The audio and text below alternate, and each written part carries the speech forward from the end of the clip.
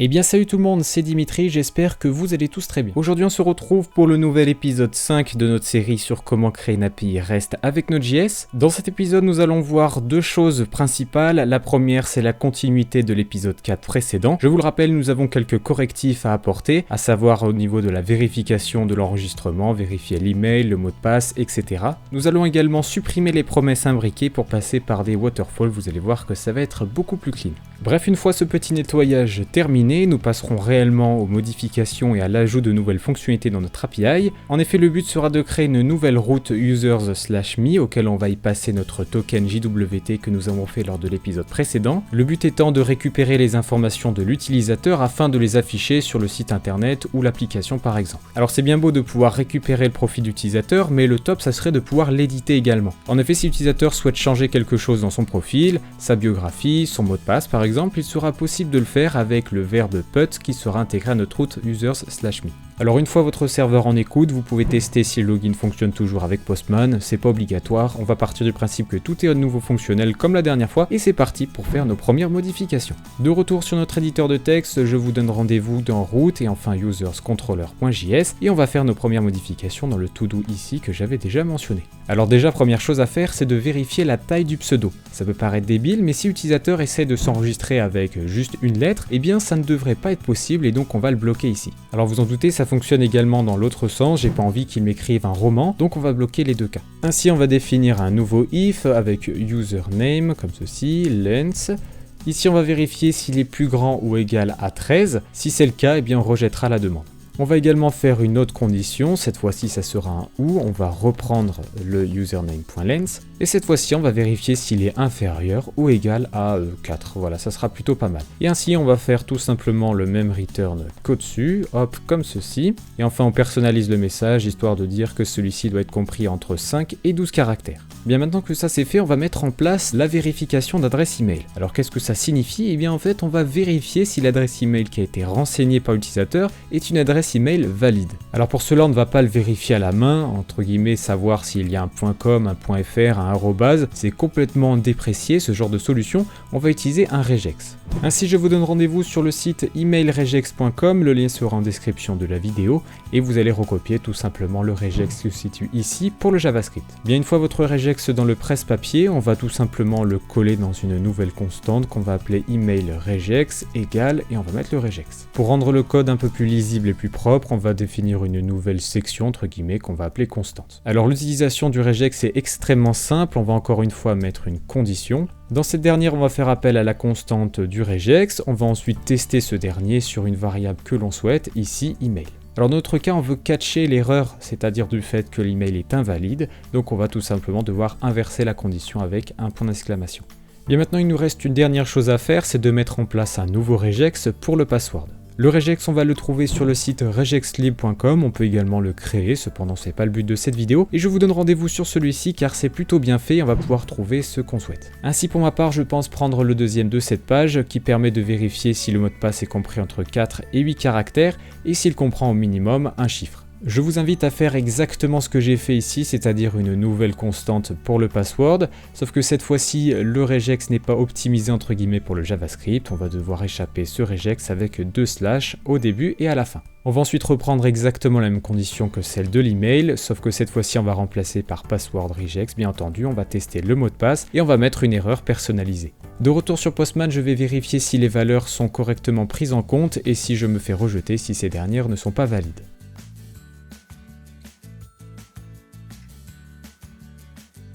Comme vous avez pu le constater, eh bien tout fonctionne très bien et c'est parfait, on va pouvoir passer maintenant au waterfall. Bien avant de commencer, on va devoir arrêter le serveur et installer un nouveau package et le sauvegarder bien entendu dans le package.json qui s'appellera async. On va ensuite retourner dans route et enfin userscontroller.js pour l'importer directement en haut. Alors attention ici, je vous recommande de ne pas l'appeler uniquement async, mais plutôt asynclib ou autre, ce que vous voulez, mais pas juste async, car ce mot est normalement réservé. Ainsi, il est possible que vous ayez des erreurs, etc. Donc pour vous assurer que vous n'en aurez pas, eh bien renommez-la comme vous le voulez, mais pas async. Et on se retrouve maintenant dans la fonction register, et dans cette dernière, nous allons mettre en place le waterfall, dont elle est sa structure. Ainsi, comme son nom l'indique, la fonction waterfall va nous permettre d'exécuter des fonctions en cascade. Le but d'intégrer un waterfall n'est ni plus ni moins d'avoir le code beaucoup plus lisible et beaucoup plus agréable à faire. La mise en place du waterfall est extrêmement simple. Comme vous pouvez le constater, en tant que premier argument, on a un tableau de fonctions et c'est dans celle-ci on va renseigner toutes nos fonctions dont on a besoin. Ainsi j'ai terminé la transition, je vous propose plutôt un petit récap de ce que j'ai fait, c'était pas vraiment intéressant de voir du refacto, donc je vous invite à bien détailler ce que fait le waterfall pour bien que vous compreniez.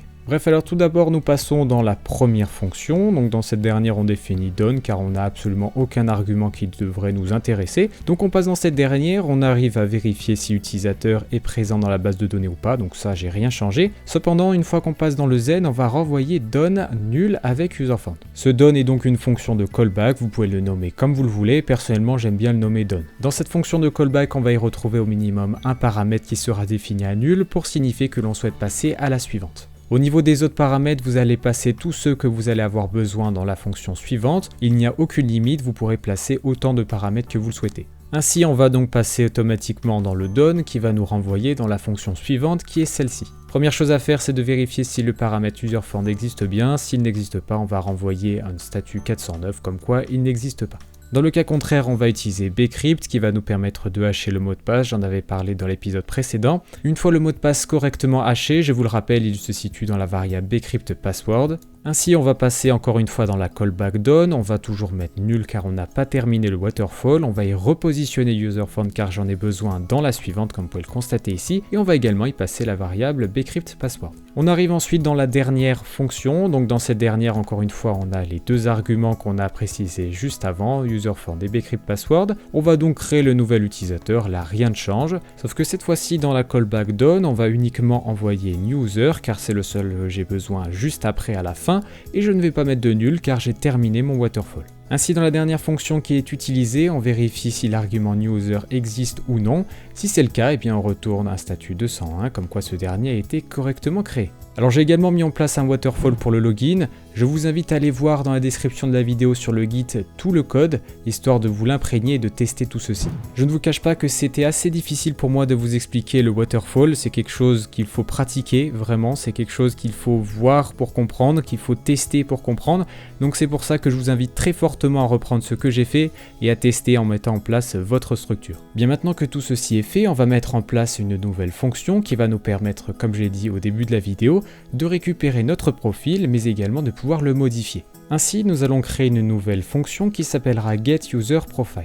La première chose que nous allons mettre en place ici, nous allons récupérer l'entête autorisation de notre requête. Si vous vous rappelez bien ce que nous avons fait dans l'épisode précédent, à chaque fois que l'on générait un token, nous avons placé le user ID, donc l'identifiant d'utilisateur, dans ce dernier. Le but va donc être de vérifier si le token est valide et si c'est le cas de récupérer l'identifiant de l'utilisateur pour ensuite faire une requête dans notre base de données, tout simplement. Et dans ce dernier, nous allons créer une nouvelle fonction qui s'appellera parseAutorization. Alors avant de procéder au parse, on va voir ensemble comment la requête va être envoyée à notre serveur. Ainsi, dans l'entête, nous allons préciser une nouvelle clé qui s'appellera authorization avec une valeur BRR espace le token JWT qu'on aura récupéré auparavant via le login. Ainsi, dans notre fonction dans JWT utils, on va devoir récupérer ceci, puis enfin tout simplement supprimer BRR espace pour récupérer uniquement le token.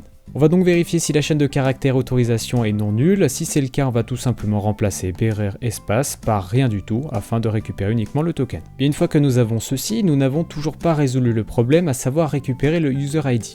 Pour cela, on va créer une nouvelle fonction qui s'appellera getUserID, toujours dans JWT utils. Dans cette méthode, on va faire plusieurs choses. Déjà, on va définir un user-ID à -1, donc c'est-à-dire quelque chose par défaut qui n'existe pas, pour s'assurer qu'on ne fasse pas des requêtes sur quelque chose qui n'existe pas, justement. Et ensuite, on va donc utiliser le parseAutorization qu'on a fait juste ici. Pour cela, on va faire module.export.parseAutorization pour préciser qu'on est dans le même module, et on va y passer automatiquement authorization. Nous allons ensuite vérifier si le token est différent de nul. Si c'est le cas, on va passer dans un try and catch. Dans ce dernier, on va donc vérifier si le token est valide via la librairie JWT justement. Pour s'en assurer, on va donc vérifier le token qu'on a parsé juste avant avec le JWT signe secret, celui qu'on a utilisé pour signer justement le token. Une fois le token correctement vérifié, ce dernier nous retourne l'objet et donc le contenu de celui-ci. Il nous suffira tout simplement d'aller récupérer ce qui nous intéresse. Pour moi, ça sera jwt.userid. Si jamais vous ne rappelez plus ce qu'il y a dans le token, eh bien c'est ce qu'on fait à la signature. Dans la signature, on met deux paramètres, userid et isAdmin. Une fois que nous avons mis en place nos utils pour JWT, on va revenir sur userscontroller.js. On va donc faire appel à JWT utils qu'on avait déjà utilisé au-dessus pour générer le token, sauf que cette fois-ci on va appeler getUserID, tout en passant cette fois-ci en paramètre l'entête d'autorisation. Petite vérification de sécurité à faire pour s'assurer du bon fonctionnement. On va vérifier si UserID n'est pas négatif. Je vous le rappelle, dans JWT utils, la valeur par défaut était -1. Ainsi, si le token n'a pas été correctement vérifié, s'il est invalide, UserID sera égal à -1 et donc on pourra facilement le catcher. Une fois UserID en main, on va pouvoir tout simplement faire appel à notre ORM qui est Sequelize pour pouvoir récupérer les informations de notre utilisateur. Pour cela, je vais utiliser model user find one pour rechercher une seule entité. Je vais préciser les attributs que je veux récupérer, ID, email, username, bio. Je ne vais pas mettre password car le password ne m'intéresse pas et ça serait une faille de sécurité de l'afficher. Nous, ce qu'on veut, c'est récupérer les données d'un identifiant précis. Donc, on va préciser avec le where que l'on veut récupérer les données de l'user ID précisé dans le token. Et puis enfin, comme d'habitude, dans le Zen, je vais afficher l'utilisateur une fois que celui-ci a été correctement récupéré. Alors juste, je viens de m'apercevoir que j'avais fait une petite faute, j'avais mis un S ici, bien entendu dans notre classe on n'avait mis aucun S, donc on reste sur models.user. Bon, c'est bien beau d'avoir défini notre fonction, sauf que cette fois-ci, cette dernière n'est pas définie dans notre route et donc on ne peut tout simplement pas y accéder. Pour cela, on se donne rendez-vous dans apirouter.js pour pouvoir la rajouter. Ici, je vais donc rajouter apirouter.route, je vais mettre user/me, vous pouvez mettre bien entendu la route que vous voulez. Je vais préciser que je veux cette fois-ci get des informations, donc avec le verbe get, et je vais ensuite préciser la fonction qu'on a précisée auparavant, donc je vous le rappelle, cette dernière. Si maintenant on se rend sur Postman et qu'on met api/users.me, cette fois-ci on va bien faire attention à se mettre en get. On va ensuite dans Header, on va aller dans Authorization, on va taper BRR espace et on va récupérer le token du login, donc vous vous loguez directement, vous faites un copier-coller de votre login et vous le mettez à la place de celui que j'ai mis, donc voilà ici. Ceci étant fait, on va tout simplement appuyer sur Send et voilà, nos informations sont correctement récupérées, à savoir ID, email, username et enfin bio. Le password n'est pas affiché car on a demandé de ne pas le faire. Il nous reste maintenant une dernière petite chose à faire, c'est de mettre en place la modification du profil. Alors on va définir encore une fois dans userscontrol.js une nouvelle fonction qui s'appellera cette fois-ci update user profile. Alors pour le moment, on va uniquement autoriser la modification de la biographie.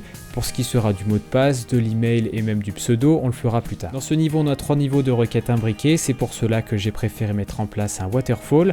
Je vais bien sûr vous le présenter histoire que vous compreniez bien toutes les subtilités. La première chose à faire ici, c'est de récupérer l'utilisateur dans la base de données.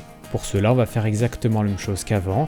On va utiliser le where qui va nous permettre de récupérer les informations d'un utilisateur précis, celui précisé dans le token. Dans Attributes, j'ai préféré préciser ce que j'ai besoin, l'identifiant pour pouvoir vérifier quel utilisateur j'ai besoin, c'est très important. Et enfin la biographie, c'est celle que je vais devoir modifier. Je n'ai absolument pas besoin de password, username, email, etc. Alors bien sûr on peut les mettre, mais ça ne sert pas à grand chose. Une fois ceci étant fait, l'utilisateur va être retourné, donc dans userFound, et c'est pour cela qu'on va passer à la fonction suivante avec le done comme je vous l'ai précisé juste avant.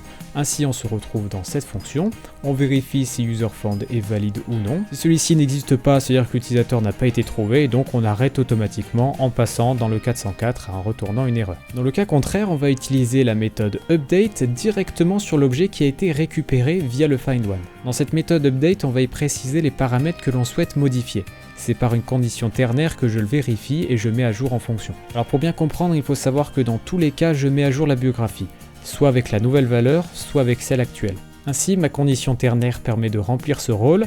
Je vérifie si la valeur enseignée par l'utilisateur dans le body est valide ou non, donc si elle comprend quelque chose. Si c'est le cas, bien j'ajoute celle-ci. Si ce n'est pas le cas, j'utilise celle qui est actuellement remplie dans l'objet.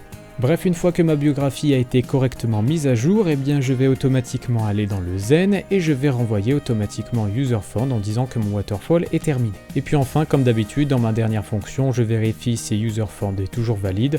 Si c'est le cas, je renvoie un statut 201 en mettant que userFound a été correctement mis à jour. Bon, bien parfait, maintenant qu'on a terminé ceci, on va mettre à jour notre API router. Donc pour ceci, on va reprendre exactement la même ligne qu'on avait juste au-dessus, sauf que cette fois-ci, on va remplacer le get par le put. Alors on le retrouve ici.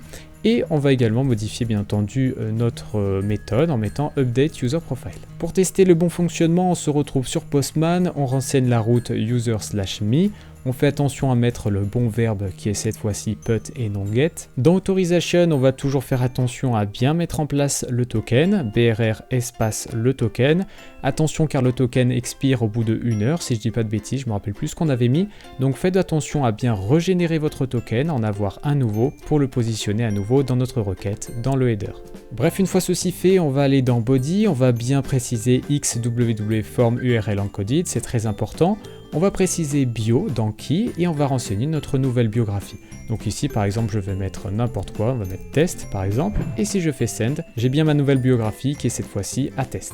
Si vous voulez être sûr du bon fonctionnement, on peut retourner sur notre route getUser avec le get. On va donc bien récupérer nos informations et donc cette fois-ci ma biographie est toujours à test. Et bien voilà, cet épisode 5 est désormais terminé, j'espère sincèrement qu'il vous aura plu. Je le rappelle encore, mais n'hésitez pas à aller sur le GitHub officiel, le code que je vous ai présenté aujourd'hui est à jour, donc n'hésitez pas à y aller histoire de voir comment est-ce que j'ai fait et si vous avez raté des étapes, et bien tout y est. On se retrouve très prochainement sur la chaîne pour une nouvelle vidéo. Allez, c'était Dimitri, ciao tout le monde.